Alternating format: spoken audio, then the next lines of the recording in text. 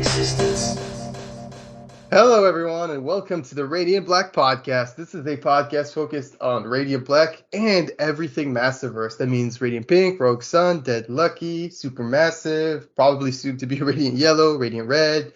Today, I'm joined by my fellow co-hosts and my friends Matt and Charlie. Fortunately, he's away for Christmas, so we wish him a Merry Christmas. And all of you.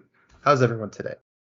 Yeah, I'm doing pretty good here. Got a couple awesome issues to talk about during this Christmas Eve time of recording here, and kind of hammering out these reviews, kind of like these Massiverse people have been hammering out all this content. It's been crazy, but I just saw that like that 2022 kind of the master list with all the 2022 like everything that's been released, and that kind of just like blew my mind just seeing everything that came out this year, just going through that. So yeah, can't wait to talk about these last couple issues before the year ends off, and can't wait to get to it.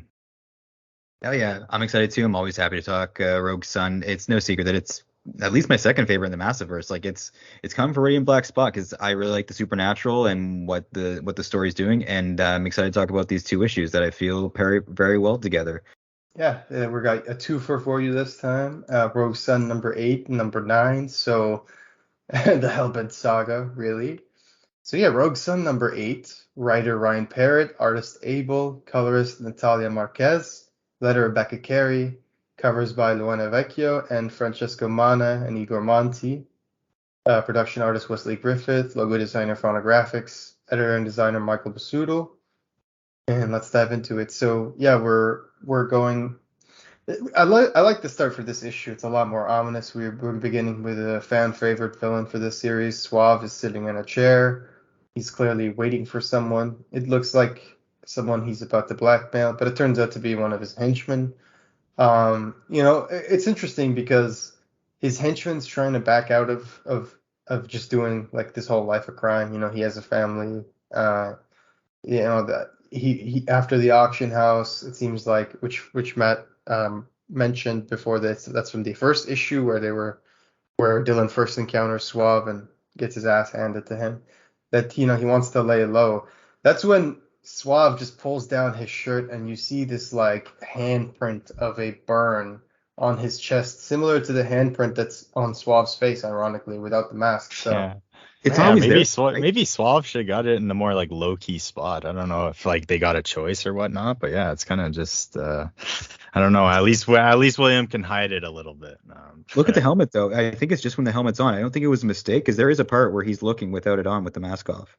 I'm pretty sure, like, if you look on that panel, like in the page there where he's just standing up, he says, "How's Hunter? How's Tulane pre-med?" He doesn't have it on, but when the mask is involved, I think it's just like a perspective thing, because in the first page above that, where he's cleaning the sword, he has the mark. You could be right. So yeah, I do. Yeah. Mark is interesting, and because Firepower they do that too. Like some panels they don't draw faces when it's like a further perspective panel. They just literally. Yeah, and that first page, you sitting down, I think you see it there. That would have been that actually would have been kind of interesting. But anyways, regardless, it is a super cool mark for anyone. So it's just, I guess, all of the henchmen have this little mark, and looks like once you're kind of in this thing, it's kind of hard to get out, right? And it's the right hand, right? So presumably, yeah. So they're like the right hand of whoever, right? Of their leader, tarantula maker. I don't know, but that would be interesting. And I like how Suave, I've said this before, he's kind of like Vega, and he's kind of like a more mature guy who's got his stuff figured out, and he's not going to be like outrageously douchey. Like he's fancy, he's kind of douchey, but he's more like, he's suaver than Guy, who is just outright can't even remember his latest fuck up with women or who he discussed it last because of his memory issues. So it's hard to learn, but he's, he's Guy. Yeah. But yeah, no, Suave is sick, and he's one of our many sword wielders in this issue. Yeah. So we're gonna totally call our Rogue Sun podcast the Bell Estate, right? The Bell Estate. I really like that. That's a good name for, like, if we made a new Discord server for Rogue Sun, but we don't need that because our Discord server ain't corporate. But like, if someone created some sort of like guild or some sort of group and they wanted to name it after Rogue Sun, the Bell Estate would be like a fun little name. Yeah, ring the bell for notifications and be perfect. Actually, like the Wayne Manor of Dylan, like Bell Estate. Yeah, I like that name. We see that. Yeah, we mentioned that he's a henchman, Hunter's father. I'm not sure if we got a name. You were saying off air that his name's William. William? Yeah. Yeah, it's that bottom left panel on that last page he's Gotcha. in, talking with Suave. So that Gotcha. always comes No, through you're right. first, William. But yeah, he's Um, yeah. So so then, first appearance of William is in issue 1 as well. So snag that issue 1 for all your goodness, William. And I like the henchman. I do like these stories. They're not the most like groundbreaking with the duality of the villain and the hero, who because they really is the same single father, right? How Dylan was raised with a single mother, and their father's doing everything he can, and you know that he was just he's done a bunch of shitty stuff. A lot of people will do things for their family that aren't great. Like you can't defend this, but it's for his fucking kid. You don't want to look at your kid in the eye and tell them I can't get this for you. And he just paid for university, and as we all know, whether we've gone to university or not, college. If you're in the States, I wish we called it college. It's expensive as fuck. And so you Yeah. know that he was doing this heist, this probably big gig, so they could pay it. And he's probably off now, right? And he's out. He's like, I'm yeah. out. And you're never out with these It's mystics. interesting to think, like, is it foreshadowing that, like, when you know that panel, it's like there's an interesting what's the word when something happens like right after a sequence. It's an interesting sequence of events here where you see him put the helmet back on, but right before he does, you see the mark on his face, and then he reveals the mark on his chest, on William's chest, like as he drags down the shirt. So it's almost make me think, like, is this like a cycle thing where Suave was also blackmailed into becoming a henchman for this organization? Yeah. Is this almost like them foreshadowing that he might be a little bit more empathetic than we may have been led to believe? Maybe, I don't know. That's just a thought that just came up. Yeah, like a young Yeah. Peter Quill snatched by a Yondu, didn't know what was coming. You know, you Yeah. don't know. I do like that. The young adventures of young Suave, I'm excited for it. Seems like everyone, like even because I think Except Billy Cataclysm Blood Moon. He's just a racist piece of shit. Cataclysm, right, is connected to this whole thing as well, and obviously like we saw her circumstances for getting into it. Like I don't like she's obviously I don't think she's directly connected to Swab, but I think they get their power from the same source. Is that right? I think. Yeah, I think so. I Right? believe like I think so. they both Yeah. had those like weird The red like bugs. the Yeah. word and the Yeah. red like word bubbles or something like that weird god we haven't seen yet. Yeah. I think yeah. So I think we're all kind of just taking advantage of people all over.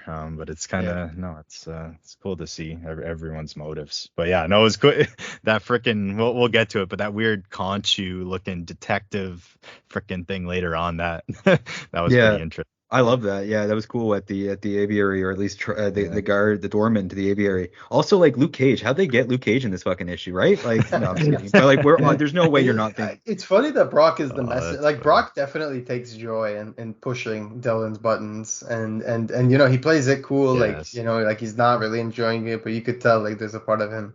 Do you think he was still taking the stone here, like we saw in the next issue, where they're taking the stone for experiments? I guess they're probably starting again, but it's in my mind that like he could have. I think he already even put if it he back. didn't do it, yeah, even if he didn't do it, this is probably him doing recon, like getting ready to see if it's like, can he get away with it? You know what I mean? Can he sneak it past him without him noticing? Because like Brock has always been a little shit. I don't think it would honestly like the way it seems. I don't think it's that hard to sneak it away from this guy. Like he doesn't seem like the most like on alert guy. Like he doesn't know where he keeps it. He's got to just like he's not really on top of it, and like he doesn't really I wouldn't say respect it yet, but yeah, no, he doesn't really respect his power he has yet, and he's like, I don't know, he just he's kind of careless with it for the most part. Teenagers need more sleep in general, right? And he's out solving crimes at the end of the night too. So you're out, you're done, you're barely getting any sleep.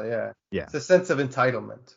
Yeah. Plus he's going through trauma. You lost his father and he just lost his mother too. Yeah. And his mother was like the only parent he had. So when he's pushing people to their death, as dicky as that is, and it's the worst. And sorry about that hard P sound. I don't know where my my silencer is, so I just did it again. But it's traumatic, right? He lost the one mother he knew, just like the other Hunter only had his father. And also I feel like it's easier, like this isn't, I don't know. I feel like mothers are really important for developing like a good heart and stuff like that. Fathers are too, but like I feel like there's a difference between just being raised by your mother and just being raised by your father, which is in the duality of Dylan, where Dylan is an outright asshole, but I do feel like he is less likely to go and do some real angry damage to somebody, like purposely kill someone, other than like letting a henchman fall, which he does know if it'll kill them. They could be magic. So yeah, that's my 2 cents.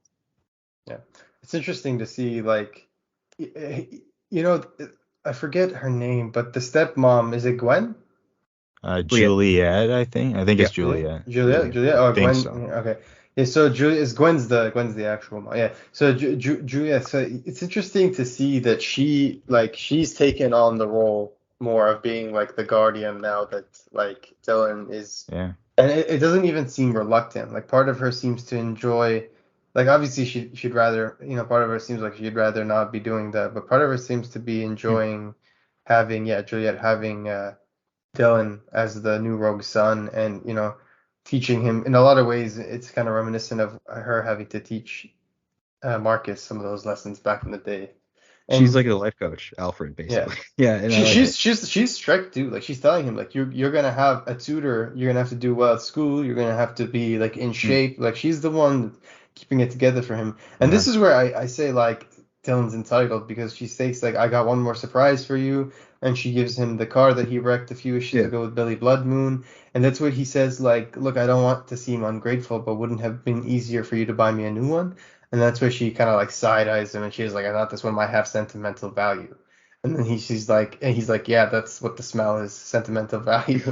So We're gonna I get like Marcus in the that. car. Ghost car, dad is what we're getting. Dad car, the series, and I'm here for it. No, but I would be there. It is sentimental value. I don't know if that's intended that we might bring something back, but I don't know. I feel like with sentimental value in this and magic and what we do, I feel like something might come up with Oh, we need like a Ghost Rider type like charger it. like cover with Yeah. that, Oh, like with the car, like put the power into the car, leave some flames out of that. No, that would oh, no Hmm. that would be sweet. But no, Or like a flaming robot in Massiverse. yes. I actually don't know. I was trying to recall this, but when Dylan got the power at first, did Marcus tell Juliet, like the mom, like that this was going to be happening? I'm assuming so, like that the And maybe she mom said, knew "Don't this give it was to the Ori." plan.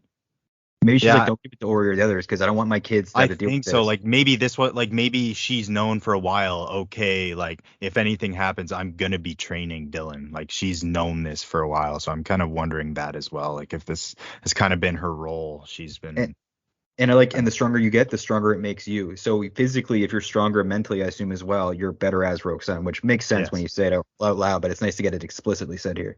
Yes, yeah, for sure. Yeah, no, that was cool. And just seeing like I was almost like questioning her motives a little bit, like how much she knows, or like I'm curious to see like where she came from originally. Like is she Mhm. from the Crystal Menagerie somehow, lost her power, now she's here and she's, I don't know, dealing with it somehow? Because she seems to know a freaking lot.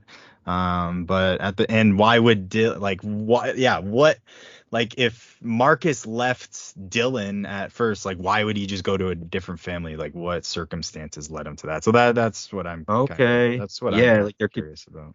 like mystical shotgun weddings that we don't know about or something. Who even knows? I do like that idea. That's really smart. I do think like Juliet and Ori and not Damien have been doing a lot of stuff together.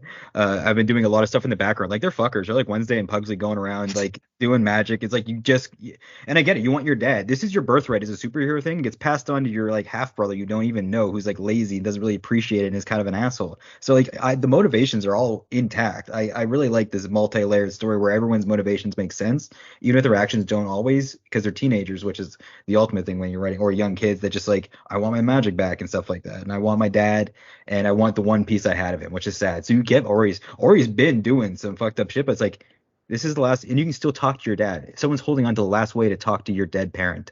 Like that's a lot to not yeah. want.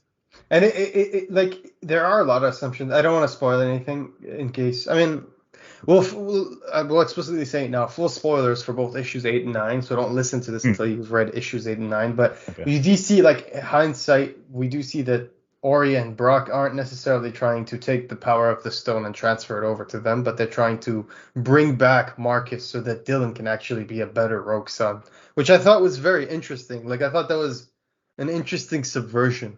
Like Okay. I really Okay. like that idea. Did she say she's bringing Marcus back to make Dylan a better Rogue Son, or bringing Marcus Yes, back so he can become Rogue Son?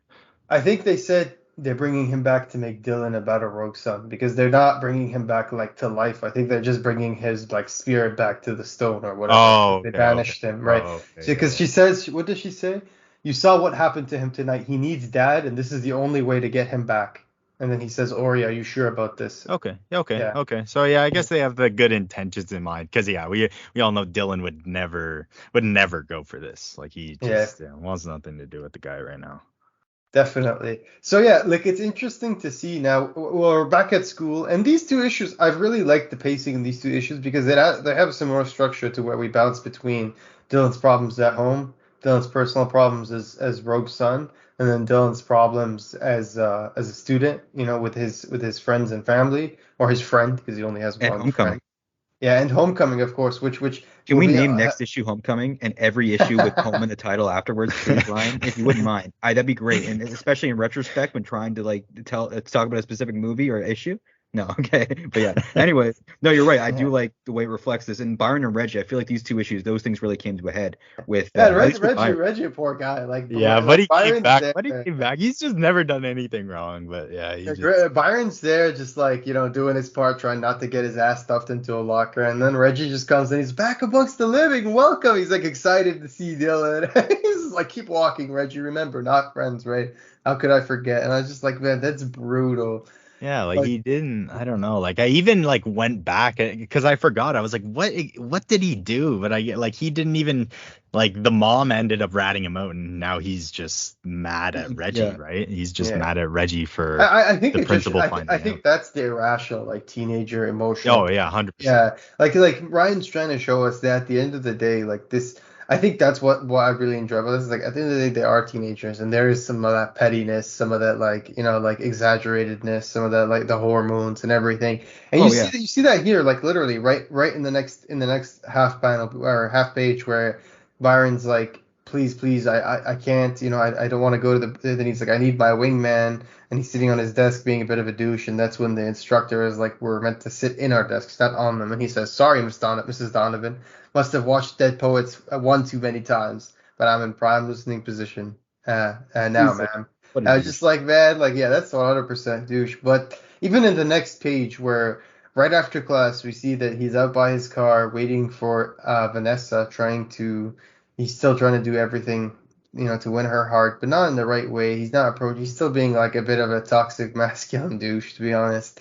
And he's not really taking her feelings into account. He doesn't even really like give her a chance to really speak. He mostly just talks over her or around her. So I find that interesting. But yeah, so at this point, she's still, he almost like threatens her a little bit, bluffing, and he's like, "Look, I'll just forget about you. Like, I'll just leave you. I'll never talk to you again." And then she's like, "I don't want that. Don't put words into my mouth." And then he's Hmm. like, "Good, because I was bluffing." And I'm like, you know what? A girl look like Vanessa, I don't blame you for bluffing. No, she's gonna be the one that got away if this shit doesn't work out like it will next issue. No, just kidding. But I love Dylan saying, yeah, but with one word answers, that's the testing equivalent of saying you got pepper spray. It's true though, and I like that inside Yeah, baseball kind of yeah. stuff. Yeah, I do like the way Ryan writes these characters. He's like machismo kind of people because we see that Dylan is taking something out. We'll talk about it later, but Dylan is parroting Ryan in his mating rituals later on with the string. So I like it. And with Vanessa, I mean, this happens, right? Where they messed around in one party, they have a connection, but if you wait too long, sometimes people aren't going to wait for you forever. Yeah, yeah, True. for sure.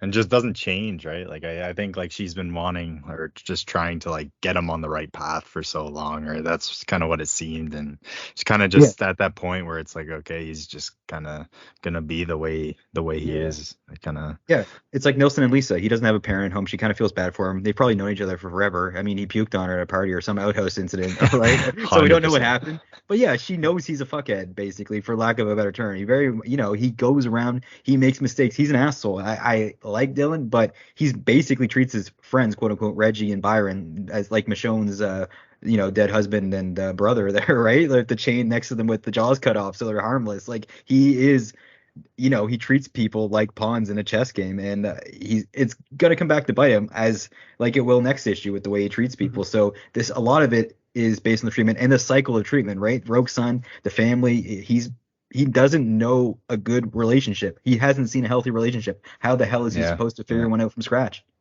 yeah. Yeah. And one thing I particularly enjoy is that if you look, there's this like superhero, like almost Bruce Waynean distinction in this issue where if you look at every single panel that Dylan is in, it's during a daytime panel, so it's lighter panels. And then if you look at every single panel where Rogue Sun is in, it's darker. So when the issue begins, it's a little dark because it's nighttime and Suave snuck into Hmm. William's house.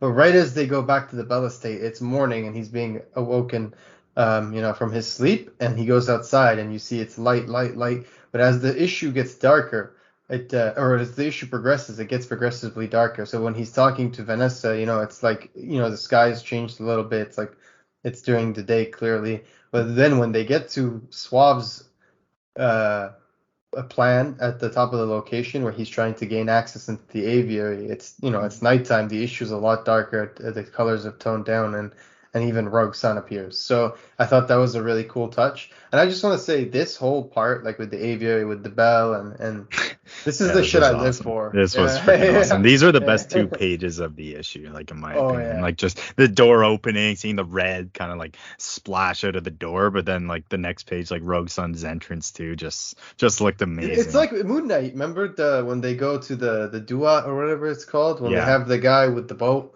Remember, and he's like, Yeah, like the yeah, the the hippo, after, yeah. the hippo. Yeah. So I thought that was cool. Yeah, I really Yeah, we were like, at and the it Bell reminds me Estate of earlier. Grimm as well. I definitely like this creature a lot more than the hippo, I will say.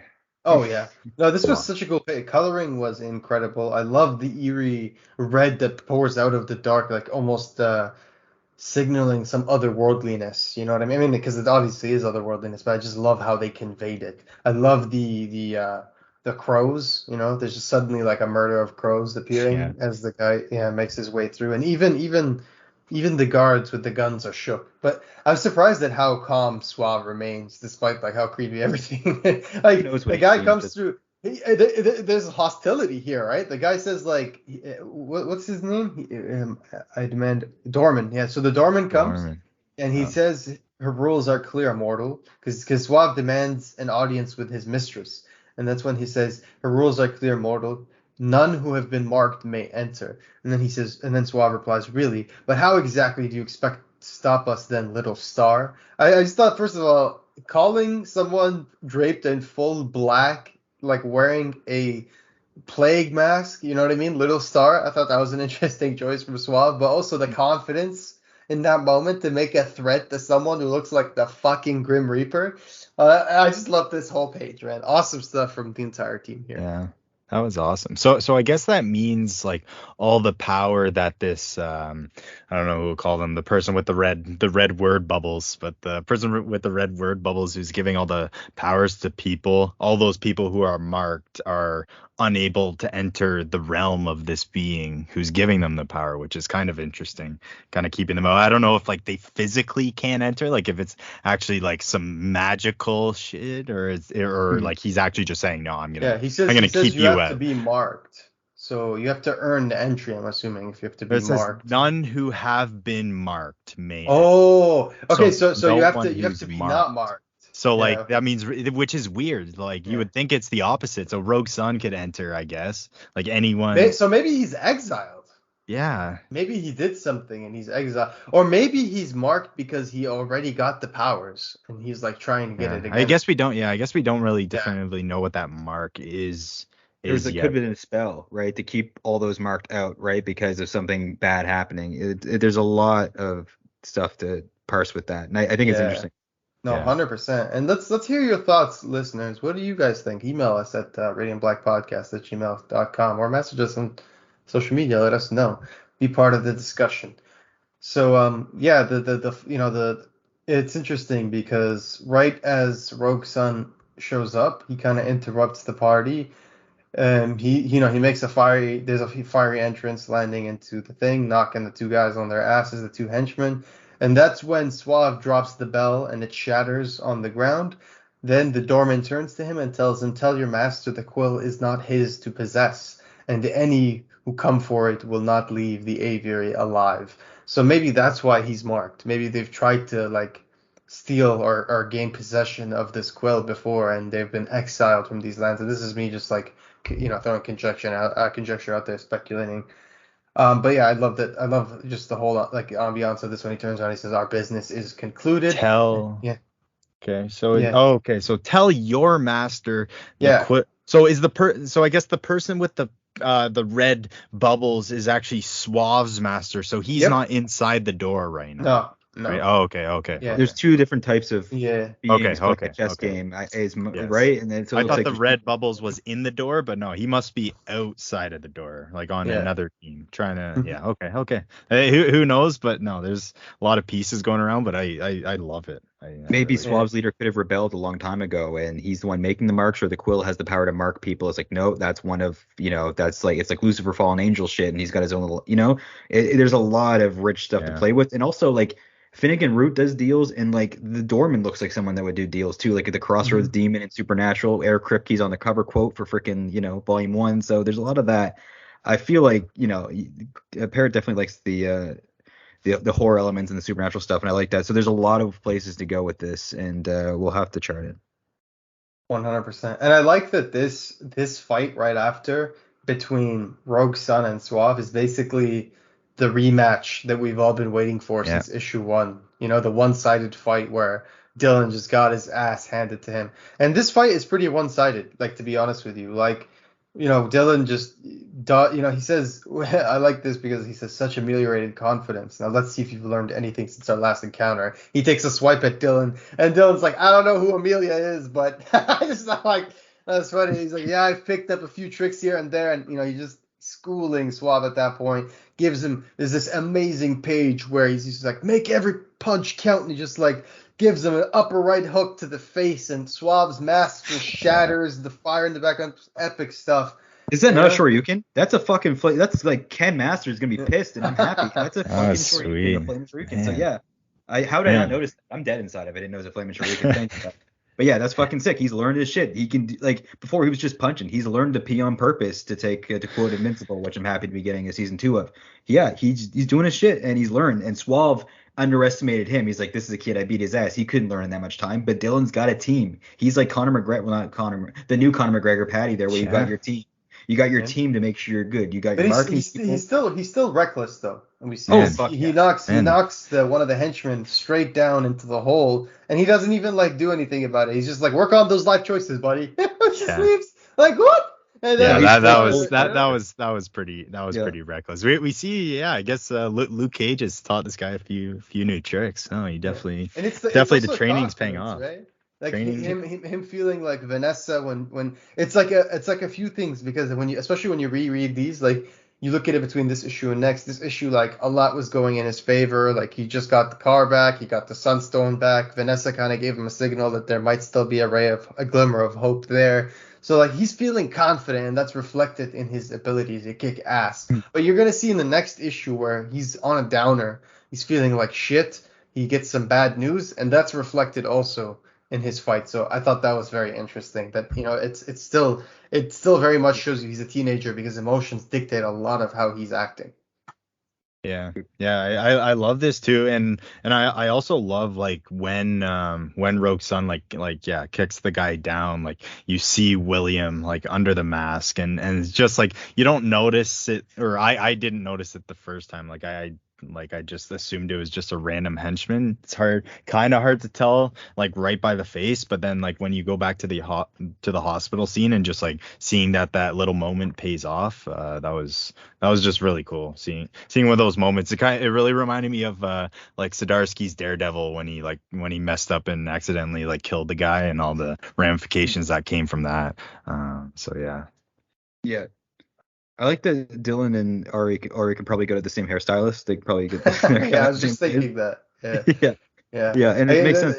Yeah. I like that. I like that. Like she's his tutor now. I think it'll bring them closer overall. I think we're getting she's the Intel kind of dynamic long term, or at least like part of his HQ overall, part of his like family, I guess. They got Mark, who we know is a cold, stern guy, right? Mm-hmm. So like, of course they're like that. That's the only father you knew who's taken away, and you just get his son. It's like, oh yeah, another person you cared about less. So you're questioning how much your dad really cared about you if they had another family, right? But I like how much she calls him out though. Like she's always telling him like, you're an asshole. You need to stop being a bitch. Like I like that she calls him out. Like she doesn't hold back, and I really like that about her.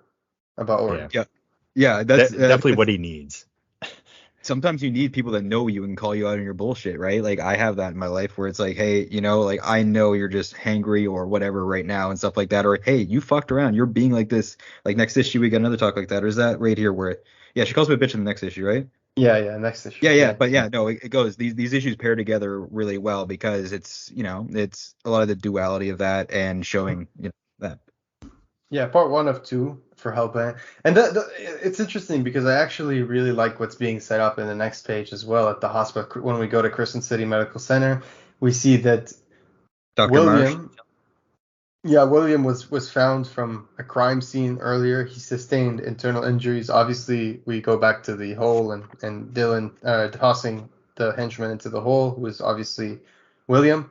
So his son is devastated right now. What's his son's name? Is it Hunter? Yep. Hunter, yeah. Hunter, yeah. Hunter's devastated about his dad, and he just literally says that, he's just upset. He's feeling emotional. He goes outside outside the hospital afterwards. He's still jarred, doesn't know exactly what happened, doesn't understand. He's feeling many things. He kicks Daredevil. We're lucky the he didn't go ambulance. straight in the face with the radioactive turtle goo to turn into Daredevil in 2 seconds right now, because this is very similar to used to the Daredevil movie, right, where his dad's a boxer. I don't know if that's the canon Yeah. thing, and his dad's like taking a dive and stuff, but it's very similar. Like my dad would never do that. It sucks. Your dad's dying, and then you're told that he's a criminal. He's like a bad guy, by all means. So that's terrible. And this is a guy that throws away his future. He had a good life. He was going to go to medical school, right? So you're throwing that away for your father. Imagine that the one person that's been there for you is dying and could be evil, or not evil, but doing sinister things. So it's this is like the make or break. This is the moments that make villains, and you have to be a special kind of person to turn out of this fucking, or like get out of this this bad turn. He just starts to hear the same voice that Charlie was talking about earlier, the voice with the red bubbles, and then tells him that, like, look, what's important is I know who hurt your father, and if you like, I can provide the means with which to hurt them back. The question is, how hell-bent are you on revenge? And then Hunter says, name your price. And then it's like, now that's an attitude I can respect. Welcome to the family, Hunter. And that's where you get, in my opinion, one of the coolest final pages in the Massiverse yet. That was freaking that sword in Sword. all its glory. Yeah. Yeah, that was awesome. The page before that too, that very last panel, a little different, but gave me some Owen Johnson firepower vibes. I don't know why. Just kind of that a little bit. But no, there was no, the sword awesome ending, and no, it definitely got me excited right away, and I'm glad. And I actually checked, and I think volume 2, I don't know if this is official or not, but saying like on League of Comic Geeks, saying Rogue Sun volume 2 is called Hellbent, right? I don't know if that's official or not, but that means maybe this might carry on longer than these 2 issues. So I feel like it will. Yeah, we're 100%. not. Yeah. Well, it's going to issue 12 because when we were looking at the latest round of solicits that came out, they showed that issue 12 has Rogue Sun fighting Hellbent again, and it's. Oh yeah, you're right, with the balloons in the back. That was the colors on that were insane. Yeah. The solicitor for that, end of story arc. In the horrifying aftermath of the last issue, Dylan makes a drastic decision about the future of Rogue Sun as he squares off against Hellbent for one final fight with everything on the line. Awesome. Okay. Yeah, so you get a nice Hellbent little arc here, which is awesome. Like I definitely like that, and we'll see how like personal it gets to Dylan, because I actually like this. Like I was expecting when I first saw Hellbent, I was kind of expecting him to be a character we've seen at the school, or like something like who was already connected to Dylan. So I like kind of how we're getting a new like fresh character and getting his origin in that kind of sense. Agreed. Shout out to Ice Dragon, Azrael in the letter section. He's also in the Discord. First Rogue Sun cosplayer, as far as I know. So that's. I mean, as an Ezreal fan, yeah. if you're an Ezreal fan, in, like a fan of the Ezreal character from Batman, then it must be a huge delight to be mentioned not only in the letter section but in this issue, because this is the first appearance of Hellbent, who looks a lot like Ezreal. Like you could tell, there's some visual inspiration, exactly. So yeah, I mean, as an Ezreal fan, I say that I love it. So I really enjoyed this issue. Yeah. Yep.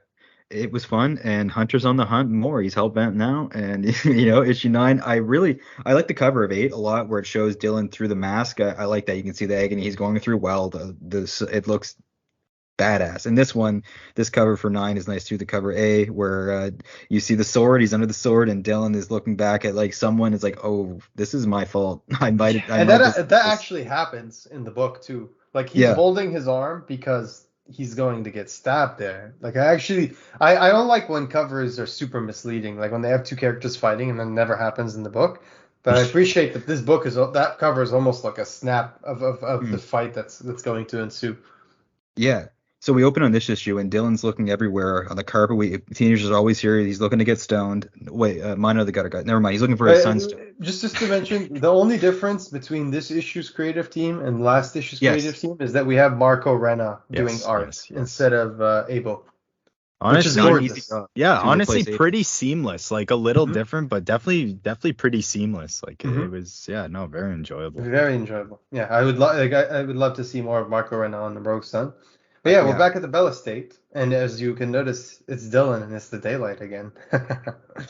And of course, our favorite titular teenager has lost his sunstone, and he's enlisted the entire Bell residence to help him look for it. Juliet tells him that, she just checked the laundry, it's not there, could it be in the car?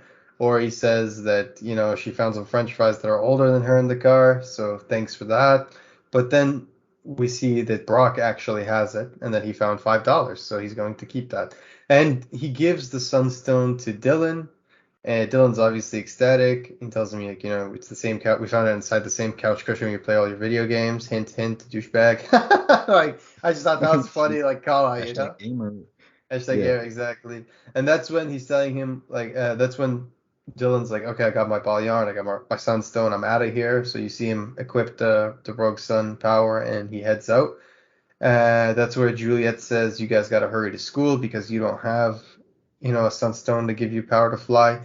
And we get this interesting moment between, and we obviously teased this already, so spoilers, you already know what we're talking about. But yeah, this interesting moment between between Ori and Brock, where she says, you found it in the couch, huh? And he says, best I could come up with on the fly. Do you think they know?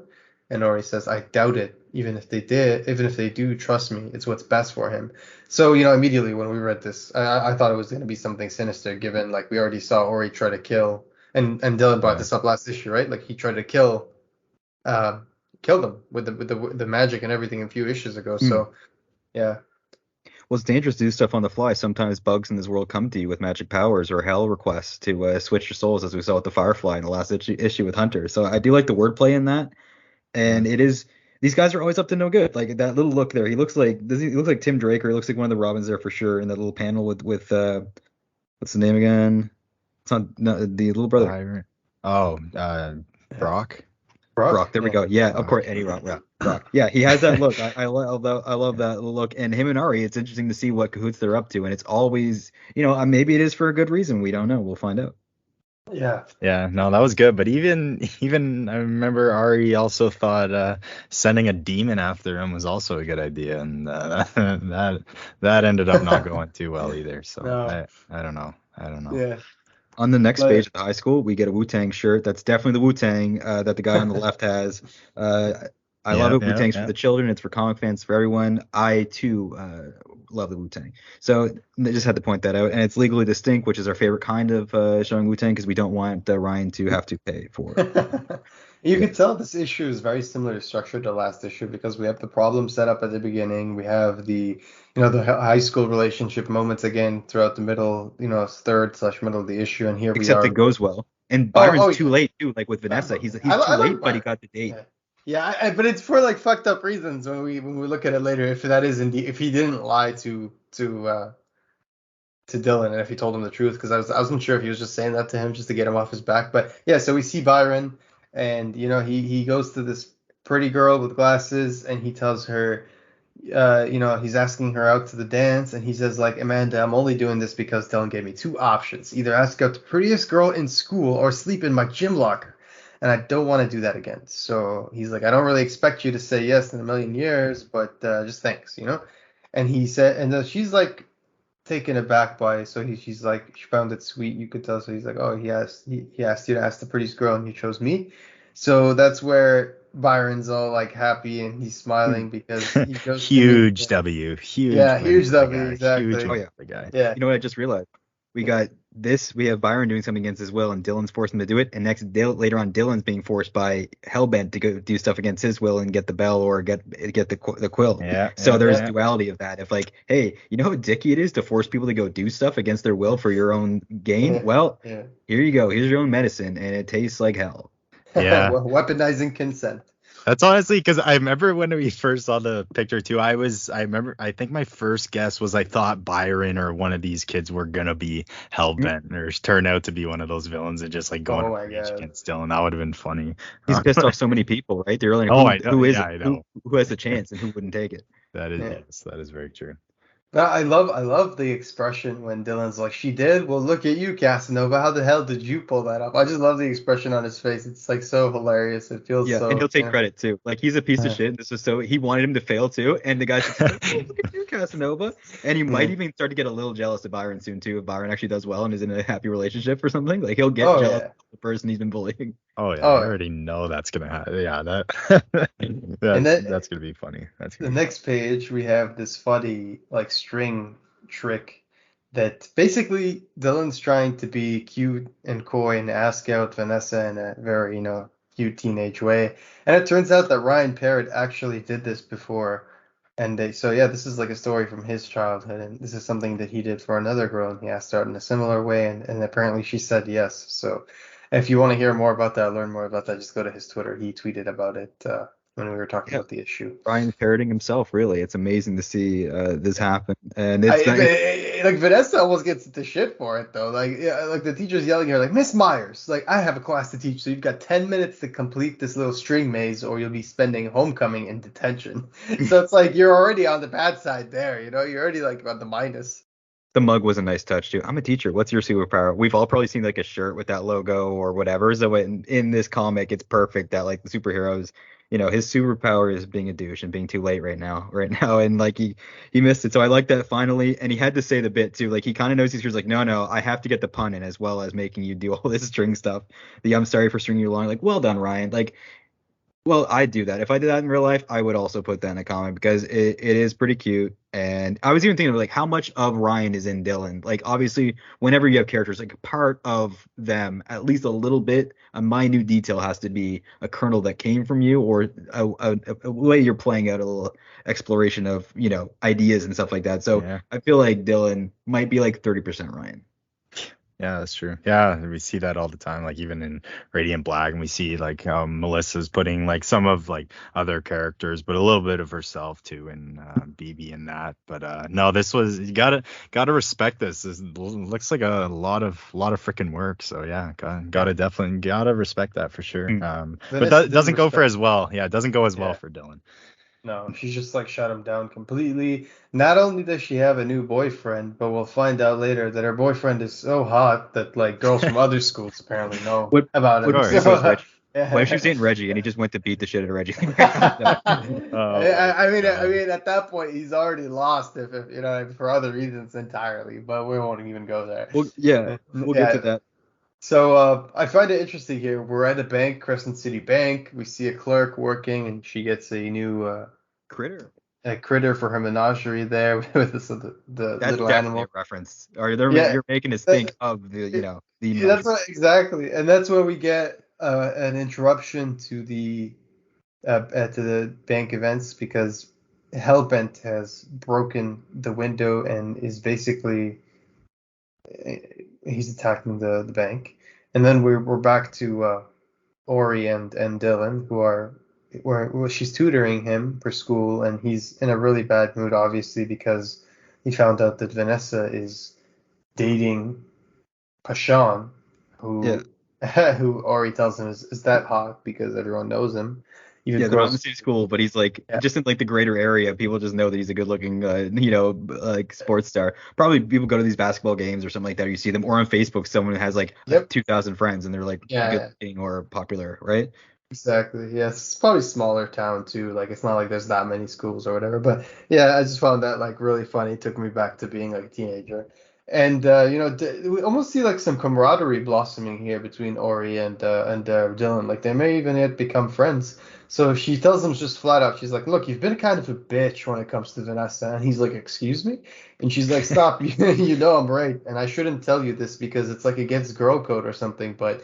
Just take someone else to homecoming, make her a little jealous, and trust me, she'll come wandering back. Girls like her being loved. I like this a lot because, especially when reviewing this as a two for or reading the two issues together, you see that was already set up in the last issue when Dylan tells her like, "Look, I'll never talk to you again." She's like, "Stop! I didn't say that." So it's like she clearly likes the attention, even though she doesn't not necessarily want to be with Dylan. She does like having that attention from him. And the She moment sees he's a ready. spark in him, or a little ember, Exactly. if you will, I a mean, little she hooked up sunstone with him, in. so she definitely feels something towards him, right? Yeah, and like trust me, people feel bad, and he is the bad boy. Like, let's not pretend that there isn't like, that isn't a thing. Like we had the Rebel Without a Cause reference last time, Rebel Without a Permit. Like he has that look with the jacket. Hmm. He rebels against the leather jacket by wearing the hoodie underneath. He's like way warmer than that. He just does it to look like he doesn't give a fuck. Yeah. Yeah. That's the favorite look in high school, is the one where you have to work really hard to look like you don't care. But yeah. Yeah, I'm definitely predicting right now he's gonna go and try and fail a bunch of times to Yeah. get a date, and then he's gonna end up bringing Ari. He's gonna pretend to be his It'll date be to interesting make if her she jealous. finds out, though. If she finds out he's Rogue Sun. Like, I feel like that'll make her feel more sympathetic towards him. Can we get a flaming boombox outside our window, him holding it up? That'd be the best fucking thing of my life. I would die if that happened when he's holding with the Peter Gabriel. Oh my god, that'd be amazing. Throwing, and the rock he throws is of course the little sunstone against the window. But yeah, And the music being that's played is Wu-Tang. I'd be there. I mean, not since I heard Harold and Kumar do play sing Wu Tang or rap to Wu Tang in sing to Wu Tang. I've just lost all my cred right there. But yeah, in Harold and Kumar 3, I haven't been this excited to see the Wu Tang Clan. But yeah, this issue, like we're pumping it up, and Dylan's got no time to get shit on and get called a bitch because he's got to go get his ass kicked. Yep. He's saved by the stone, and he has to go answer the call. So he manages to. Yeah, I think Ori does good there again because she's trying to call him out on his bullshit, make sure he doesn't abandon Byron and not treat him like shit just because. But then he gets lucky and he weasels his way out of there because of the stone. He heads towards the bank, and he sees a hooded figure waiting in the bank right in front of the uh, crashed open window. He just flies head down, head first, doesn't really think it through, impulsively, just Yeah. knocks that dude down. And that's when he realizes it's a trap because the person who he knocked down is a hostage with his mouth Mhm. taped shut, and he's just like screaming. And he gets fucking. I love that page where he gets a surprise cleave from a Hellbent just straight to the chest, and all the fire. Man, that's an Yeah. awesome page. You Well, see the poor assistant's critter just knocked out the table there.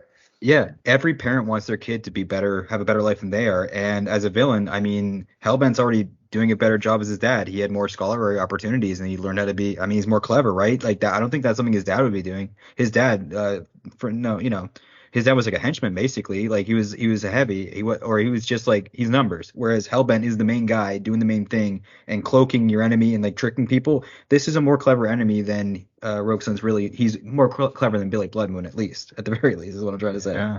Yeah. More powerful too. Like this guy's pulling some Magneto shit on Wolverine, like just controlling his bot, like just picking him up, Yeah. throwing him around. Like he's just just I'm not curious what his holding. powers are. Yeah, no, me too. And Fire and manipulation, like Hellfire. seeing a bit under his cloak too. I Looks think it like was Rogue Sun, his armor. yes, the armor looks identical. Yeah, I'm curious when that hood comes off if we're gonna Oh, see a helmet on him or not. oh, by the way, I do have to say that Bash, are you caught up on Rick and Morty? I am. No, no, Are I you finished are it. too? not even There nearly. is an episode where we have Knights of the Sun. It's like a Yes, that's so. season. Yes, that shit was Were you so. not thinking of Rogue Sun at least one time watching that? Yes, Yeah, that shit yeah, yeah, was yeah. so good. So, and obviously Rogue Sun came first, but yeah. Well, it was probably written, but there's no way. It was just parallel thinking. But this is obviously way different, more badass. But yeah, if you're listening to the podcast and you're in the Massiverse, you probably, I bet, I'd be willing to bet you thought of Rogue Sun. But no, that's cool about the same shoulder parts. I didn't realize that. So maybe there's like Knights of the Sun. We got some Knights of Ren that actually might get fleshed out. Who knows? There we go. There we go. Yeah. But yeah, I think it's brutal because he stabs him, in his shoulder with the sword, Dylan's already getting his ass handed to him. At that point, he just tells him, "Look, I'd love to kill you, but I actually need you to run a little errand for my boss." And then that's where, Dylan talks back and he's like, "Okay, keep talking like that and I'll shatter your orbital arch." So there's that like medical degree coming in handy. You'd think he'd do some healing, but inflicting damage is just as effective with that kind of information. Yeah. So yeah, so go ahead. No, I was just saying you're right, and like I think of like orbital sockets. So I mean, maybe he's being cute, but like maybe physically smashing the helmet also causes pain. Like this could be like curse stuff like that. Like you don't even who even knows. And he mentions Dottie, so we're probably gonna see Dottie next issue. And this is a pretty good deal of like, yeah, you do this and then I'll kill you. It's like okay, I guess I'll Oh, come. yeah. I think kill And me. then- He'll probably know he knows his name, Dylan, right? So it's like I'll fuck yeah. with your family too. By the Maybe way. maybe he got his power from the same source of the Sunstone's power because he already knew who Dylan was. He knew who Dottie was. He knew all about the everything. And it's But the voice is telling him. That's yeah, the the part. voice is telling him, so that maybe that's the same source of power for the Sunstone, Mm. Yeah.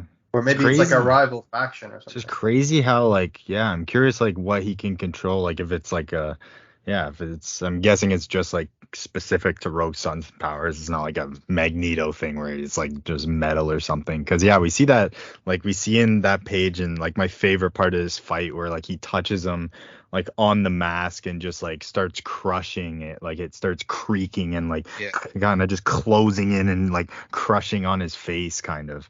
Like that's kind of the way I The took walls it. are And closing in on him, yeah, literally. that On was freaking mask and cool. everything. Yeah, I just love that. Yeah. Yeah, It's no, a very it was man. There's ruthless, too many one-sided fights for Dylan. Eh? It's freaking either he's winning ruthless. or he's getting his ass Yeah, beat. yeah, you're Yeah. right. Yeah, it was very Green Goblin versus right, like Far From Home. Like this guy was just Yeah. getting the shit kicked out of him. But no, it was entertaining fight, for sure. And yeah, no, it was. Yeah, and you It's know it's when it comes, also his name is interesting, Hellbent. Maybe it's a double. It's ambiguous. Like maybe it's Hellbent because he's bent by the hell power, right? Like in the or sense he that literally like he went through hell. Your dad yeah died. One yeah parent yeah, dying. yeah. We When got you the yeah. But maybe Hellfire, it's also right? the and you win. Sunstone that's Got the being hellbent. Hellfire. Like maybe the power of the Sunstone became hellbent. You know what I mean? Because yeah, and he's hell bent on revenge. The name does seem a tad generic, but I think it really works in this Yeah. context. And I don't think like Hunter's going to be like the big bad of the whole series. Like we don't need to have like A and B tier villains. You need like the Billy Bloodmoons of the world to build up bigger bads. And this is a personal stuff. I was thinking a lot of Powerplex and Invincible when I was reading this. Uh, Yes. Yeah, and there's been similar stories, but I do like them. They're so personal. Like you screwed me over. You're a hero, but you killed my fucking dad. And you think I won't threaten your family and do the same thing that you already did to me without knowing? I wouldn't willingly do it because I'm pissed off. And you killed the one person that raised me, risked his ass for me, even if hmm he went to the Yeah. dark side for me. So it's like, dude, I want you. You better hope you bring this on me, and your death is the best you can hope for. Otherwise, there's gonna be way more damage. And then he says Dylan. Yeah. So like he's Yeah. really Yeah. showing him like he's not playing. Yeah. Mhm. So it's interesting there. We go back, and again, the story structured similar to the last issue, where towards the end we're going back to the medical center, and Hunter is checking on his father William, and he sees, he realizes that there's a Dr. Collins in Baton Rouge that could specializes in treating traumatic injuries, brain injuries that could possibly help her. Mm. And then the doctor notifies him that he knows her, but she's like a very in-demand doctor with a busy list. And then that's where fucking Hunter pulls some like hellbent shit and links the life of the doctor to Yes. the life of his dad and tells him that if he So dies, you fucking die. cool. It Soul is really Tether. This cool. was It, Boom. it, it wild. just I was like, shows completely how he's changed. Like, it doesn't matter whether it's hellbent, like the costume or no costume, he's the same asshole and he's completely changed. Like he's willing to do whatever it takes to save his father, and that like Yeah. doesn't matter if he has to kill innocent people, including He's people just who help another other angry people. kid given a Yep. ton of power without this ability to handle it. And it's just like Dylan. This could have easily been Dylan. Easily. hmm If he Yeah. didn't have a privileged life of like his father, he didn't go wanting. Like they had like green, I think the bread wasn't green or whatever, but like I think financially they were okay and stuff like that. But Dylan, they had to scrap for, or Hunter, they had to scrap for everything, right? And he lost that. So there is a lot of duality in this. I'm interested, and it's kind of like how Marshall and Dylan are very similar. I'm waiting for that interaction. This will be a good warm up for that. Yeah, and at least Dylan like knows he's supposed like they've always taught like led him down that path like or not always but like when he got it like you're a superhero and he kind of knew his role right away like he wasn't good at it or anything but like he's just trying to like pick up to that mantle whereas like Hunter he just like kind of gets his power and like doesn't He's tunnel know visioning on his where dad. to go with Yeah. it what to do with it except get Yeah. revenge on what just It was such a happened. left hook out of nowhere. Like, oh shit. It was And the so doctor's awesome. super invested now. Of like, oh Mhm. fuck. Well, if I die, he dies. And it's like, God, like I'm screwed now. And I like how they touched on the financial aspect. And it's so gross that it's like, well, she's in high demand and it's really expensive. Like, oh, the best chance I have to save my life. I need more money. Like, that's disgusting when it comes down to that. And it takes us back to page 1 of freaking Radiant Black, where we see, being in debt is a big motivator and changes our lives, whether you love it or not. Whether it benefits you or doesn't, it's something that everyone has to deal with. And it's even free healthcare has its drawbacks and stuff too. We haven't found a perfect situation, but like it just sucks that people have to, you know, you need to, go into debt to possibly have the best chance to save someone you love. And that's another thing weighing on him is like monetary thing. He just paid for school. The school, even in his mind, like he wants to be a freaking doctor. He wants to be a healer, and he's already cursed another doctor, his fellow like brother in medicine. He just linked to this patient in like a disgusting thing where like a doctor should never be like linked to their patient in some bedside manner. Like you shouldn't. Like that's obviously that's breaking whatever oath they have to take. But it's like I like how it's like you're a doctor and you want to be a doctor, and obviously you have no moral code, right? So it's interesting. Yeah, Yeah. yeah, no, for sure. The blood and the stairs, the next panel. Cool way to, but with the speech bubbles bending around the stairs fence, it's a really cool way just to convey like passage of time and Dylan having moved from the encounter at the bank to the Bell Estate, and we see Juliet obviously tending to him. She has something called an Asclepius shroud that she's covering Dylan in, which is supposedly like some sort of magic shroud that's going to heal his injuries, which I thought was really cool. I was like when they, we were Yeah. talking about this earlier, expand the comic booky aspects of all the Massiverse titles, whether it's Rogue Sun, Dead Lucky, Radiant Black. I feel like we've added so much lore, but we never like dive into the lore that we've established already. It's very vague. So it's really cool to Oh, see like the powers here, some, just yeah. overall, yeah. And then, I mean, it's concerning, of course, but it's also like you could tell there's some weird shit going on because, he calls Juliet mom there in that moment, and as Juliet leaves, she's praying, so you could tell that there's almost like she's beginning to develop emotions for Dylan, maybe even like love him. I don't know, but we see Brock She's still there. half of your husband, right? The man that Yeah, she loved, right? She can still probably see, a big part of herself in him, or the man that she fell in love with and, made a life with in yeah. Dylan. And, Probably respects his choices as well, like to give him the stone and wants to see that through, despite like him being a bit of an asshole. Like yeah, it's like both The of them. Simpsons. It's like when Marge takes in Nilsson, the bully, into the house. It's very similar. I love that episode. But yeah, no, it's right. And I do like the no, the, it was definitely her praying, right? Yeah. Dylan? Okay, cool. When Yeah. also what we got into earlier, Bash, or was it Charlie that mentioned about Juliet's life, how much she knows about this? Another thing with it could be like a forbidden love thing, because when you hear the name Juliet, you can't not think of Romeo and Juliet, like the iconic forbidden love, right? So maybe there was a thing where like them falling in love made them the enemies of these people like that are coming to kill them, or that might be whoever it was that gave her the ability to become what killed him, to become Cataclysm, right? So who even really knows how long this goes? And this could be like I kind of want to see ancient stuff, and by the end of this issue, we are going to see a big look at the far past by the looks of it. So. Yeah. I just kind of thought of something like what if Juliet is that red, like the red person Oh my giving God. everyone the powers? Oh, That would that'd be be too much. Too that would much be like kind of fucked up. Yeah, that would parents. be Yeah. that would be like double fucked. Like Dylan would never trust an adult again. He'd yeah, become I like know. Jimmy Neutron, you know what I mean? Like he'd never trust another. Yeah, Like, we're off the egg planet, egg aliens. Yeah, that was uh, wild. I mean, you never know. You never know, but I feel like Juliet, she could be evil. I mean, or not evil, but I don't know. I like to I think that you think can she trust has maybe good somebody. intentions. yeah. That fucking I'd like to Brock, think. man. Brock Definitely. embracing his inner Damian Wayne in the next room, and he's like, "I'm sorry." He takes the stone, runs outside the house, has a whole, magic ritual set up with Ori outside on some sort of rock. It looks pretty eerie. And we see that it's even more sketchy because not only did he take the stone, but he took like a huge they took the yeah, they took the towel that Juliet was using to clean the injuries off of Dylan with all his blood. And then we hear Ori say, I've already drawn the runes and spoken the incantations. We just need the stone and his blood. Brock, step back and close your eyes. Rogue son. And they drop the blood onto the stone. And then we see just fire from above, and they get blasted backwards. There's smoke. Brock is asking, did it work? And then Ori says, Dad, can you hear me? Are you there? Someone replies, I hear you, child, but I am not your father. And we see a man with a beard standing over them, looks old school.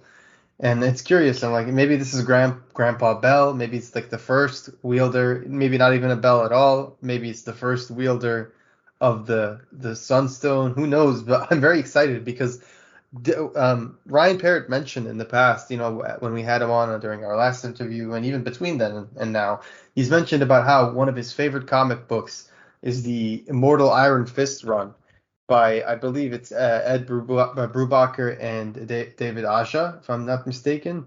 But yeah, the Immortal Iron Fist run. If you haven't read that one, it's a fantastic run. I'm a big Iron Fist fan. I actually recently picked it up and really enjoyed it. Yeah, so Brubaker, Fraction, Aja, Hollingsworth. And so he talked about how in that run there were a lot of we saw the legacy of the Iron Fist, different Iron Fists throughout the ages and what the mantle meant as the time evolved and everything.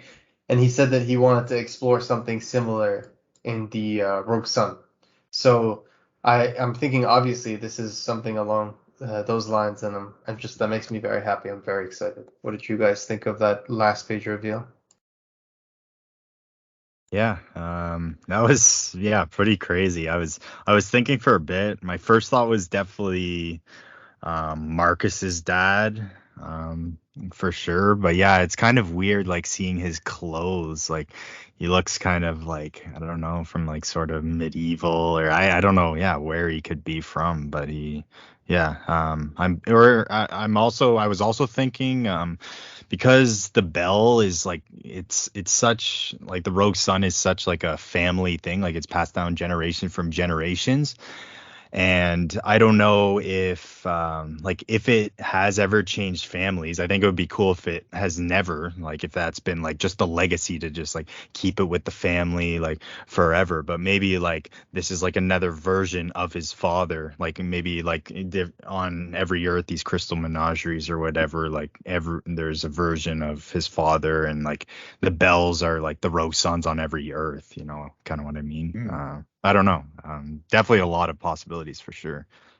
But yeah, no. All we know is he's not their father. No one. And we know he likes to steal stuff, though, right? We know he would steal stuff when he does missions. Maybe they are it's Stanley Yelnats shit, and the whole family's a bunch of pig stealing people or whatever. You know what I mean? What was from holes or whatever? Where maybe his dad, Marcus's dad, you learn to be a thief from his dad. It could be another thing where your dad's a criminal, more Hunter William symbiosis, right? Where you see that we know they would steal stuff, and that was planted. So you never know. Maybe they could have stolen the sun from someone. Maybe it didn't just drop out of the sky like a radiant or a lantern, or a Green Lantern's ring.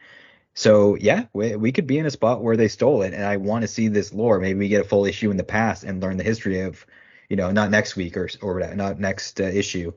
But you never know, right? So there's so much history to do with this stuff, and I really like the lore that we've alluded to, and I want to see more of it. And it's good to see not Marcus back, but maybe someone that could still shed more light on Marcus's history without being him. Yeah. Exactly. Well said. Overall, this was a great issue. One of the things I've been most anticipating is the previous mantle, getting to know some more about the lore of the Sunstone and the previous mantle, holders or the stone holders, I guess you could say. So yeah, I'm very excited. There was also a cool little preview for a new comic called Crazy Messed Up World, Crazy Upside Down Messed Up World, I think, something like that. Or no, sorry. I'm not sure what this book. Brand New World? No. What is this? What is this book called? Yeah, they don't even really. Yeah, I'm not entirely sure. The title's kind of the art was engaging as hell in that. It really stuck with me. It almost looked like a painted style or whatever. It was really cool. Yeah, Yeah, it reminded me in some ways of like a lighter hearted, like more different tone, but like 2080 style in the modern sense. I don't It's know how high to energy. explain It's very pink like, it. and it's very like high, Yeah. very Yeah. modern, very teen oriented. Yeah, definitely. Yeah, so this was a great 2 issues in my opinion. I really liked it. I'm glad that Ori and Brock like aren't trying to kill Dylan, but are trying to help him. And I still I think it'll be interesting to see the fallout from that, like whether Dylan trusts them less afterwards, or whether he can appreciate what they were trying to do. Or Dylan's been pretty defensive. He's been pretty impulsive, so I'm curious to see how he'll feel about someone trying to bring back Marcus, considering like how Yeah. they left things off, yeah, and how I predict a big ass just fight. Like he's gonna be so yeah, pissed off at Ari. It's like I did everything to get my dad out of there, and you bring in this yeah, person that's even me, and I need the Yeah. stone back because I gotta go save our asses right now. We're all screwed right now because something else I did. Now what you're doing is screwing up with me. It's just a whole mess, right? It's like two things. It's like everything going wrong at once, and I think Dylan's gonna be pissed because he is still pissed off they didn't get Vanessa as well. Right, so it's like everything is go. It's not coming at Millhouse. You lost both parents, and your teen like a bomb's going off. Like this arc isn't done, and it's probably gonna be a knockout fight. Like this is a personal fight. It could get fucked up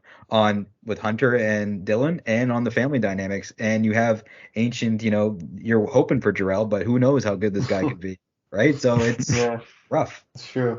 And Jor-El, remember, we had the recent like the Oz stuff where he came back and he was evil and everything. So Yeah. and that don't always, that might not Yeah, always be the best Unfortunately. angle. it's Yeah, not always Unfortunately. Joel yeah, Oral. yeah. Grandpa might have have extreme angle. Yeah. So Yeah, anyway, Yeah. overall, really love this issue. Looking forward to more Rogue Sun, of course. Want to give a shout out to Rogue Sun number 12, as we just mentioned earlier in this episode. That'll be the end of the story arc. Yeah. Please continue to support Rogue Sun. We want to if keep this gets excited canceled, growing. I will cry. I'll be Oh like yeah. Dylan. I Yes, almost this be like yeah, Oh Dylan. yeah. this better not. I also can get really used to all these Hellbent covers that are coming out. This next one for 10 and that Yeah. new one that we just saw Hmm. looks absolutely fabulous. Like just Yeah. amazing. And I also want to say one of my favorite things like since the start about this series and probably my least favorite one has been this issue, but it's still cool is like at the very back of the book those like little boxes that show the characters in the orange like it'll just Hmm. feature like a character of the issue. I definitely want one of those on a t-shirt or something, like the back of a t-shirt, Oh yeah. something like that. Like you could do some Yeah. cool shit with that. Yeah, That'd be wicked. Oh yeah. And I want to give a shout out to Carla Fitzgerald's variant, the 120 incentive for Rogue Sun number 12. Just a gorgeous variant of Rogue Sun holding the fire with like a fiery background, holding his sword, sorry, with not his sword, a sword with a fiery background. Just a beautiful cover, which I first like when I looked at it without seeing who the artist was, I actually thought it was a Peach Momoko cover. But yeah, and that wasn't yeah, even the only one. Many people thought it was a Peach Momoko cover. yeah. And Yeah, that was no, awesome. yeah, Art goes so hard. just very excited. Check out Rogue Sun. The next issue of Rogue Sun number 10 comes out February 1st, and it has a gorgeous Hellbent cover with the sword just going through the mask. My God. And yeah, so pre-order Rogue Sun number 10. Oh, yeah. Enjoy. I think this will come out before the new year, so if I it think comes so. out Oh before yeah. the new Also, year, one more thing. Yeah, this will come out in the new year. This will be like past this time. But if you guys haven't checked it out, we were on like walk through the multiverse. Had a talk over there with Joe oh, yeah. over Yeah. there. If you guys want to listen to that, so yeah, that was a lot of fun. And yeah, Yeah. I might Thanks take some again. heat up for what I said on that podcast. We'll find out later on. Like we were asked yeah, some yeah, questions, we were at some and hard hitters, but yeah, we were yeah, there for. It that's was a a lot. tease for you guys. And That's I hope true. everyone has a super massive new year and the future's radiant. So thanks for sticking around all this time.